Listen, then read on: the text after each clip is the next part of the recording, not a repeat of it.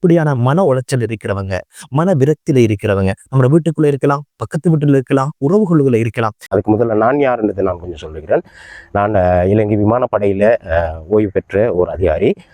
இதுக்கான அடையாளங்கள் என்ன அப்படின்னு கேட்டா, அவங்க அடிக்கடி சொல்லுவாங்க, நான் ஏன் வாழணும், எதற்காக வாழணும், நான் சுமையா போனேனே, வாழ்க்கையை முடிச்சுக்கலாம் நினைக்கிறேன், தற்கொலை செய்து கொண்டா நல்லா இருக்குமே, இப்படி இந்த வார்த்தை பிரயோகங்கள் யாராவது சொன்னா அது ஒரு சாதாரண வார்த்தைகள் என்று யாரும் கணக்கில் எடுத்துறாதுங்க.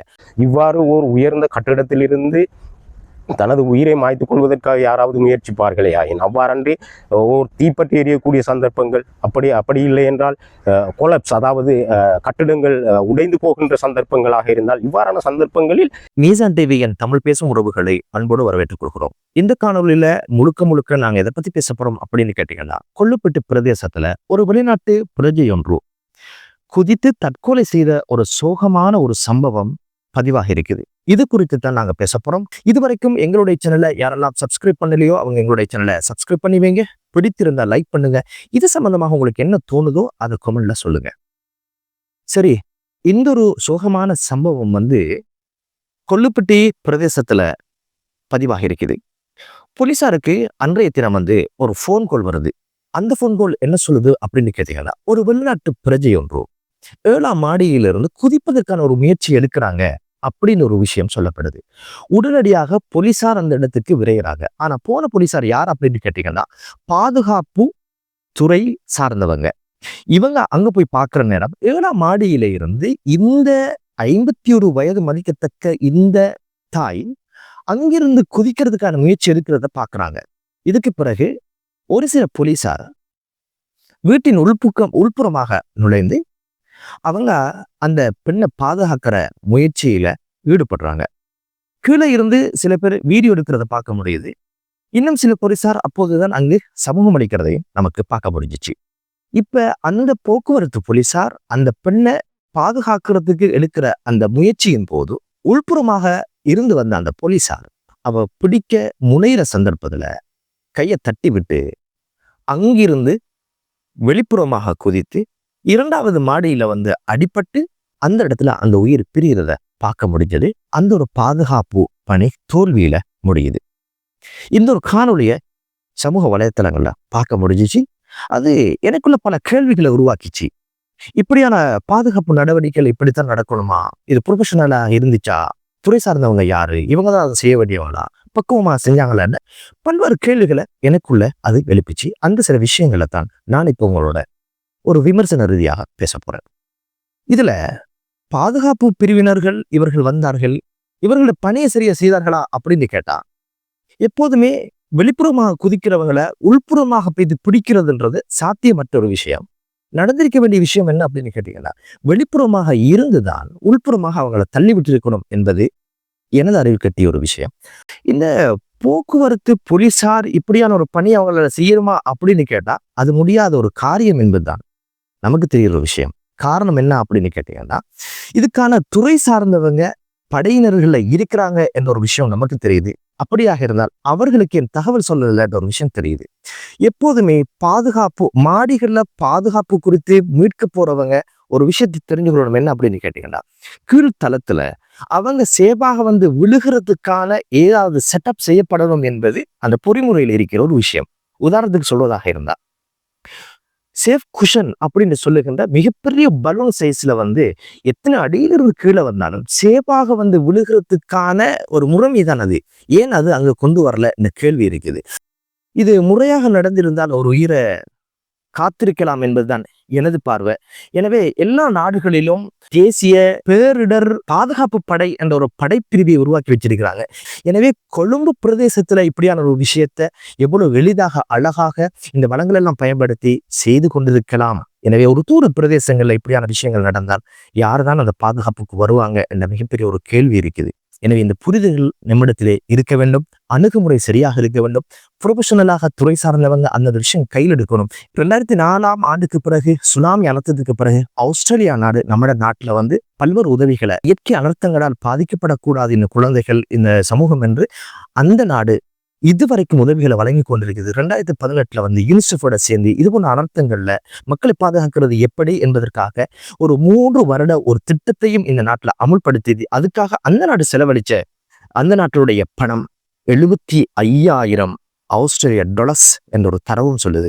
இப்படியான ஒரு நாட்டுடைய பிரஜைக்கு நம்ம நாட்டில் பாதுகாப்பு இல்லாமல் போனது என்பது தாண்டி இப்படியான முறையில் அவ பாதுகாக்கப்படுறதுக்கான எடுத்த முயற்சிகள் ஆஸ்திரேலியா மக்கள்கிட்ட மிகப்பெரிய அதிருப்தியையும் மிகப்பெரிய ஆக்கிரத்தையும் உண்டு பண்ணிருக்கும் அந்த அரசுக்கும் கூட என்பதுதான் எமது பார்வை. எனவே இது போன்ற விடயங்கள்ல நம்ம நாட்டில் இருக்கிற சிஸ்டங்கள் குறித்து எப்படி இருக்கு, யாருக்கு தகவல் சொல்லணும் அப்படின்ற ஒரு புரிதலை ஏற்படுத்தினதுக்காக ஓய்வு நிலை அதிகாரி, ஏர்ஃபோர்ஸ் ஓய்வு நிலை அதிகாரி சார் ஜிப்ரி அவங்கள கருத்து நம்ம கேட்கலாம். அஸ்ஸலாமு அலைக்கும் வரஹ்மத்துல்லாஹி வபரகாத்துஹு. நீங்கள் அண்மையில் கண்டதாயிருக்கும், அதாவது கொழும்புல ஒரு மாடி வீட்டிலிருந்து ஒரு ஆஸ்திரேலியாவை சேர்ந்த ஒரு பெண்மணி கீழே விழுந்து தன்னை உயிரை மாற்றி கொண்டாங்க. அதுக்கு முதல்ல நான் யாருன்றதை நான் கொஞ்சம் சொல்லுகிறேன். நான் இலங்கை விமானப்படையில் ஓய்வு பெற்ற ஒரு அதிகாரி. நான் அனர்த்த முகாமைத்துவத்தில் இருந்த தான் இந்த இடத்துக்கு வந்திருக்கிறேன், இப்போ ஓய்வு பெற்று. அப்போ நாம் இந்த இடத்துல மிக முக்கியமாக உன்னிப்பாக கவனிக்க வேண்டிய விடயம் என்னன்னு சொன்னால், முதல்லேயே இந்த இடத்துல இருந்து பிழைகள் விடப்பட்டிருக்குது. அதாவது இவ்வாறான ஒரு விடயம் நடைபெறுகின்றது என்பதை பற்றி போலீசாரிடம் முதல்ல முறையிட்டிருக்கிறாங்க. அப்போ இது முறையிட வேண்டிய முறைகளிலேயே ஒரு தவறுதல் ஒன்று நடத்தப்பட்டிருக்குது. இதுக்கு காரணம் என்ன சொல்லி சொன்னால், நம்ம நாட்டில் உள்ள மக்களுக்கு ஏதாவது ஒரு அனர்த்தம், அதாவது வெள்ள அனர்த்தமாக இருக்கையிலும், தீப்பற்றி எரியும் அனர்த்தமாக இருக்கையிலும், இது போன்ற தற்கொலை முயற்சிகள் கூறிய அனர்த்தங்களாக இருக்கையிலும், இந்த அனர்த்தங்களை நிவர்த்தி செய்யக்கூடிய, இந்த அனர்த்தங்களிலிருந்து மக்களை காப்பாற்றக்கூடிய சக்தி யாருக்கு இருக்கின்றன என்பதை பற்றிய தெளிவு நம்மிடத்தில் யாரிடமும் இல்லாததுதான் மிக முக்கியமான காரணமாக இதில் இருக்கின்றன. இந்த இடத்தில் இடம்பெற்றிருப்பது தற்கொலை முயற்சி. இந்த தற்கொலை முயற்சி நடைபெறுவதற்கு ஏதாவது ஒரு சந்தர்ப்பம் இருக்குமாயின் நாம் இதை முதலில் யாருக்கு அறிய தர வேண்டும் என்பது பற்றிய ஒரு பிரச்சனை இருக்கின்றன. நாம் போலீசாரிடம் அறிய தருகின்றோம். போலீசாரும் இந்த இடத்துக்கு வந்த நேரத்திலிருந்து அவர்களுக்கு இது சம்பந்தமான பூரண பயிற்சி இருக்கின்றன என்ற கேள்விக்குறியும் இந்த இடத்தில் இருக்கின்றன. எனவே நாம் பெற்றுக்கொள்ள வேண்டிய விடயம் என்னவென்றால், நாம் ஒரு அனர்த்தம் ஏற்படும் பொழுது அந்த அனர்த்தத்தை அறிய தருவதற்கு ஏதாவது ஒரு இடம் இருக்கின்றதா, அந்த இடத்துக்கு தான் இதை அறிய தர வேண்டும். நாம் உதாரணமாக எடுத்துக்கொண்டால், இவ்வாறு ஒரு உயர்ந்த கட்டிடத்திலிருந்து தனது உயிரை மாய்த்து கொள்வதற்காக யாராவது முயற்சிப்பார்களே ஆயின், அவ்வாறன்றி ஒரு தீப்பற்றி எரியக்கூடிய சந்தர்ப்பங்கள், அப்படி இல்லை என்றால் கொலப்ஸ், அதாவது கட்டிடங்கள் உடைந்து போகின்ற சந்தர்ப்பங்களாக இருந்தால், இவ்வாறான சந்தர்ப்பங்களில் இவர்களில், அதாவது இங்கு அடைந்து கிடக்கின்றவர்களின் உயிர்களை காப்பாற்றுவது எவ்வாறு என்பது பற்றிய சம்பூர்ணமான பயிற்சிகளுடனான ஒரு குழு இலங்கையில் இருக்கின்றன. அதாவது இலங்கை தீயணைப்பு பிரிவு இருக்கின்றன, இலங்கை விமானப்படை இருக்கின்றன, இலங்கை பாதுகாப்பு பிரிவு இருக்கின்றன, இலங்கையில் உள்ள அதாவது கடல் படை இருக்கின்றன. இவர்களுக்கு இது சம்பந்தமான அனைத்து அறிவுரைகளும் பயிற்சிகளும் வழங்கப்பட்டிருக்கின்றன. இந்த பயிற்சிகளின் ஊடாகத்தான் இவர்களை காப்பாற்ற முடியும். இந்த இடத்தில் அதாவது போலீசார் ஒருவர் பின்புறத்திலிருந்து அவருக்கு பேச்சை கொடுத்து அவரது அவதானத்தை எடுத்து இருக்கின்றார். அதே சந்தர்ப்பத்தில் பின்னால் வந்தவர் இவரை எவ்வாறு பிடிக்க வேண்டும் என்பது பற்றிய ஒரு தெளிவு கூட இல்லாத முறையில் போய் பிடிப்பதனால் தான் இந்த அனர்த்தம் ஏற்படுகின்றன. எனவே நீங்கள் உங்களுக்கு ஏதாவது ஒரு அனர்த்த சந்தர்ப்பங்கள், இவ்வாறான அவசர சந்தர்ப்பங்கள் ஏற்படுமாயின் நீங்கள் கட்டாயம் தெரிவிக்க வேண்டிய இடம்தான் அனர்த்த முகாமைத்துவத்திற்காக அமைக்கப்பட்ட குழுவிடம் தான் நீங்கள் இதை அறிய தர வேண்டும்.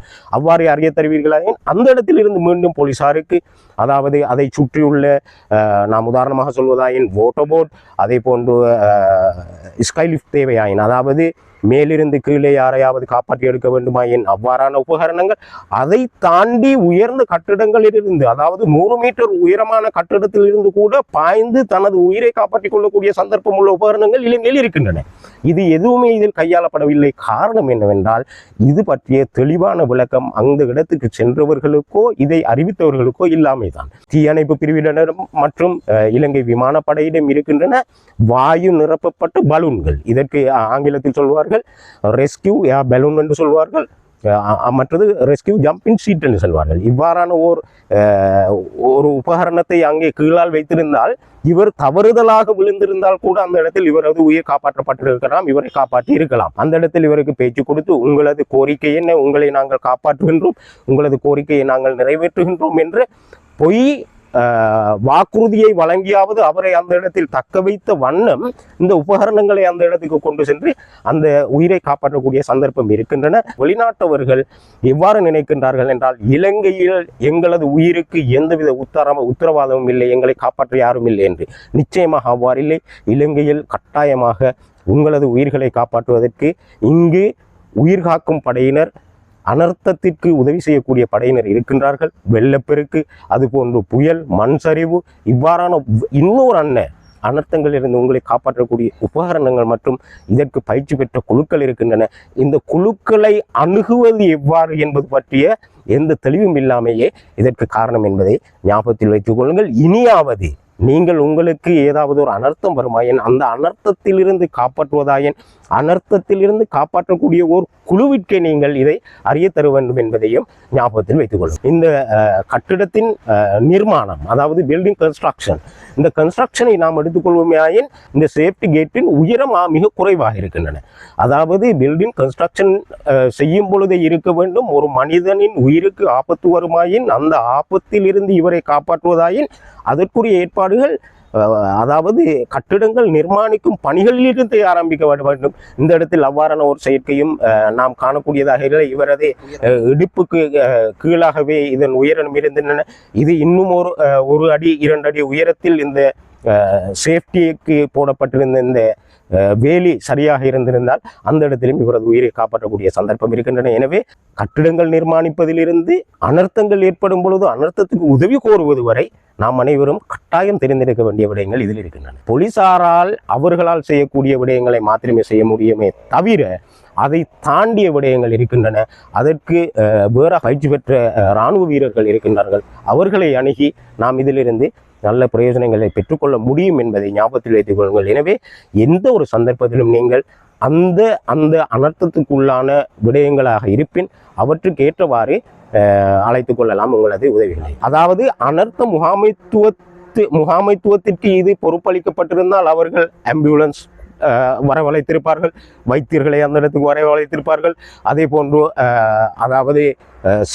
அதாவது ஜம்பிங் குஷன், குஷனை அவங்க பாவிச்சிருப்பார்கள். அதே போன்று ஃபயர் ஃபைட்டர்ஸ் அவங்களது சேஃப்டியையும் பார்ப்பதுடன் அவர்கள் இவரையும் காப்பாற்றுவதற்கு எவ்வாறான முயற்சிகள் எடுக்க வேண்டும் என்பதை பார்த்திருப்பார்கள்.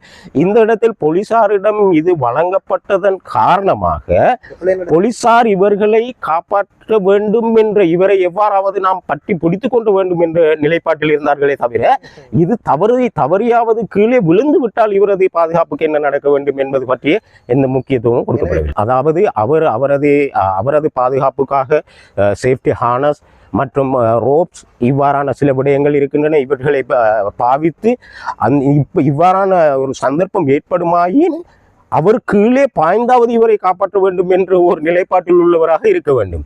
இந்த இடத்தில் அந்த அவ்வாறு காணப்படவில்லை. இப்படியான விஷயங்கள் தான் இப்படியான அர்த்தங்களும் போது கடைபிடிக்கணும். அந்த புரிதலை மக்களுக்கு இது உண்டு பண்ணியிருக்கும் என்று நம்புகிறோம். அவருக்கும் மனமாற நன்றிகளை தெரிவித்துக் கொள்கிறோம். எனவே இது போன்ற சம்பவங்களை வெறுமை சம்பவங்களாக நாம் கடந்து போகாமல் விழிப்போடும் பொறுப்புணர்வோடும் நடந்து அனைத்து உயிர்களையும் காக்கின்றவர்களாக வாழ்வோமாக. மற்றொரு காணொலியிலே உங்கள் அனைவரையும் சந்திக்கும் வரை விடைபெறுகிறேன். நன்றி.